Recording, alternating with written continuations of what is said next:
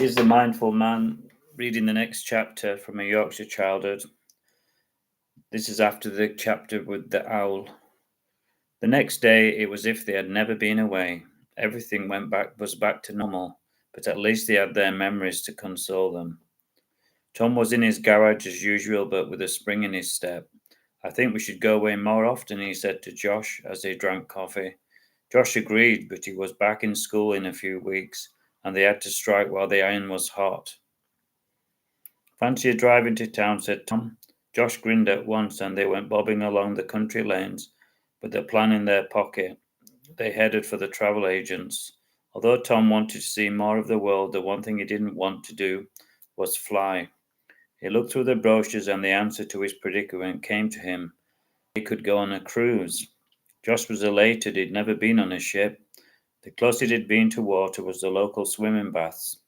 In a flash, the trip was booked, and they just had a few more days to kill. They were sailing to Amsterdam from Southampton. The next few days went by so slowly that it was as if time had stood still.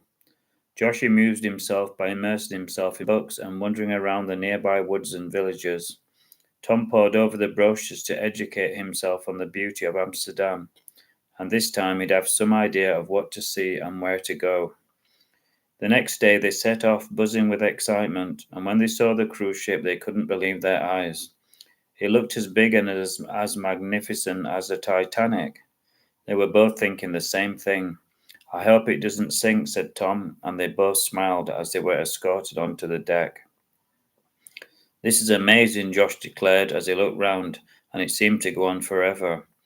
There were shoes everywhere and a stream of people milling about as they were buying everything in sight.